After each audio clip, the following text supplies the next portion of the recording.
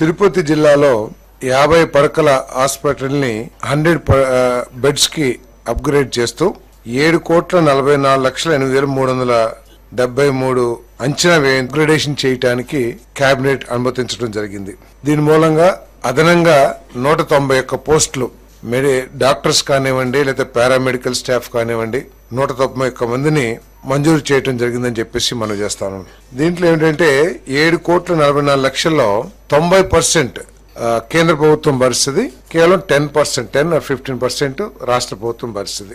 దీని మూలంగా ఏంటంటే మెరుగైన వైద్య సేవలు వసతులు అన్ని కూడా అక్కడ ప్రజలకి అందుబాటులోకి వస్తాయని చెప్పేసి నేను మనం చేస్తాను. ఎందుకంటే అడిషనల్ గా ఆపరేషన్ థియేటర్స్ ఇవన్నీ కూడా 7:1 నిష్పత్తిలో, ఇందాక ఏదైతే 7,44,00,000 చెప్పానో 7:1 నిష్పత్తిలో, అంటే 6.51 కోట్లు కేంద్ర ప్రభుత్వం అంటే ఈఎస్ఐ కార్పొరేషన్, 93 లక్షలు రాష్ట్ర ప్రభుత్వం పెట్టుబడి పెడుతుంది.